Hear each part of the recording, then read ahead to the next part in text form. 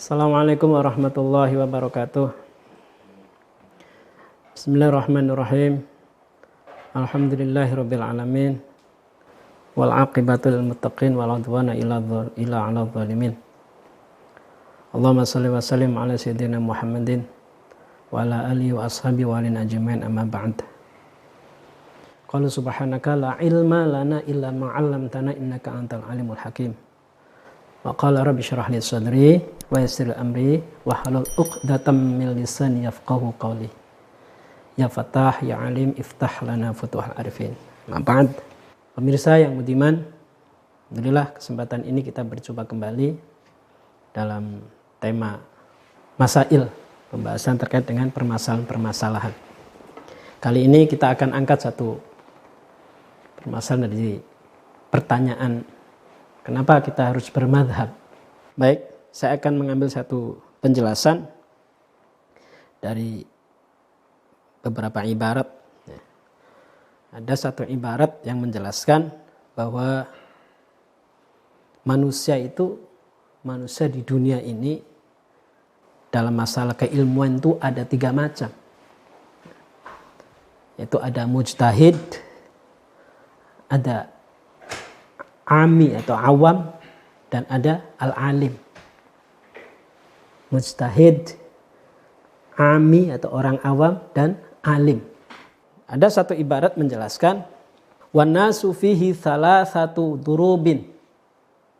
Manusia itu ada 3 macam di sini, mujtahidun wa amiyun wa alimun lam yablugh rutbatal ijtihad. Jadi manusia ada 3 macam dalam hal ilmu itu, dalam hal ilmu pengetahuan. Ada seorang mujtahid, artinya orang yang mampu menggali hukum dari sumber-sumbernya. Kemudian ada ami, orang yang awam. Orang awam itu ya orang yang mengetahui hukum suatu masalah dari mujtahidnya, ngikutin mujtahid tanpa mengetahui dalilnya, atau orang yang tidak punya kemampuan untuk menghasilkan hukum fikih. Itu awam. Yang ketiga ada alim, orang alim yang belum sampai kepada martabat ijtihad, belum mampu untuk sampai berijtihad. Alim yang belum mampu sampai kepada kemampuan ijtihad. Nah, itu 3 macam. Nah, ini kaitannya dengan hal seperti ini, kenapa kita harus bermadhab gitu. Bagi orang yang sadar pada dirinya kalau dirinya awam, tidak mampu untuk menggali hukum-hukum langsung dari sumber, yang dimana menggali hukum itu tidak mudah. Perlu ada disiplin-disiplin pengetahuan, bidang-bidang ilmu, bidang-bidang pengetahuan terkait dengan cara beristihad yang sangat ketat. Di antara dari mulai memahami dan mampu terhadap memahami Al-Quran, dari mulai bacanya, kemudian mengenali ayat-ayat yang mutasyabihat, muhakamat itu kan. Mengetahui dan bisa bahasa Arab, memahami ilmu tafsirnya, memahami asbabun nuzul, dan lain sebagainya. Bahkan 14 bidang pengetahuan dalam Islam itu setidaknya harus dimiliki. Ilmu usul fikihnya, qawaidul fikihnya.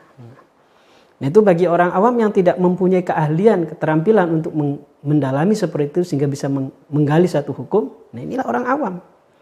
Makanya kewajiban untuk mengikuti orang yang mampu. Dalam hal ini adalah mujtahid.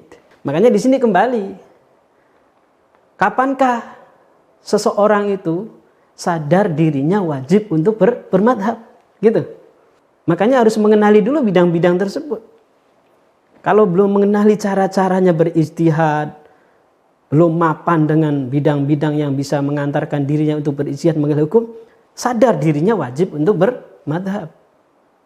Sebab kalau tidak memiliki keahlian, kemampuan untuk menggali, tentunya akan rusak. Justru akan mengantarkan kepada dirinya sesat dan menyesatkan. Makanya di sini, kenapa wajib bermadhab? Supaya mendapatkan bimbingan. Bimbingan buat dirinya sendiri dalam mengamalkan agama, menjalankan agama. Juga dirinya terbimbing tidak akan menyesatkan orang lain. Ini penting. Makanya kalau kita sekarang lihat kerusakan umat manusia karena mengaku dirinya sadar bisa berijtihad sendiri tanpa mendekati madhab-madhab yang telah ada. Nah ini ego yang demikian ini yang menyebabkan kerusakan. Nah, mungkin kita saksikan sekarang. Para mujtahid yang kita sepakati, kita kenali, diajarkan oleh para salafus soleh di dalam ahli sunnah wal jamaah di antara 4 madhab ini. Mujtahid yang ada di Hanafi, di Maliki, Syafi'i, dan Hambali. Itu kan. 4 madhab ini yang diakui sebagai madhabul ahli sunnah wal jamaah. Ini hal yang harus kita kenali. Beliau-beliau tidak sembarangan. Bukan orang sembarangan, bukan alim sembarangan. Memiliki kemampuan untuk berijtihad.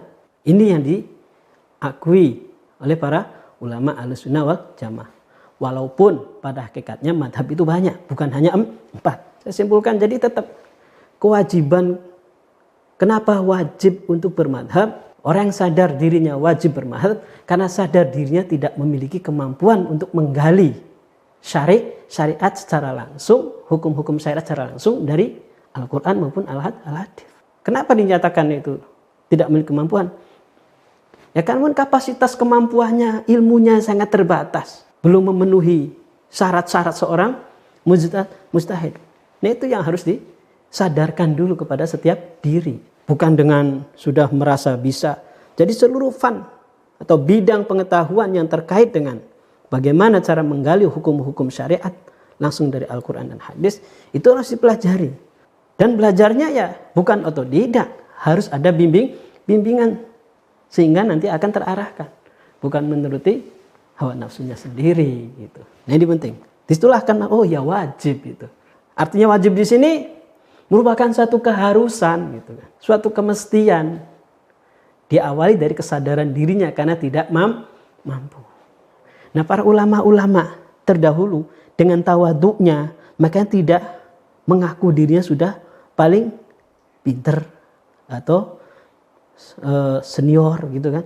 Justru selalu mengikuti para ulama yang sebelumnya. Nah ini diajarkan. Bahkan cara berijtihadnya sehingga bidang-bidang pengetahuan pun mengikuti apa yang diajarkan para pendahulunya. Nah ini yang sekarang mulai dikikis oleh saudara-saudara kita, naudzubillah min dzalik. Mudah-mudahan kita terselamatkan dari fitnah itu. Amin ya rabbal alamin. Baik. Nah kita harus sadar dulu bagi orang awam. Oleh karena itu saya kembali bagi selain mujtahid ya, yang bukan mujtahid ya wajib masih berkewajiban untuk taklid pada mujtahid. Sebab kalau tidak yang terjadi adalah kerusakan pada dirinya, kesesatan pada dirinya, juga menyesatkan orang lain. Terima kasih. Mudah-mudahan bermanfaat. Assalamualaikum warahmatullahi wabarakatuh.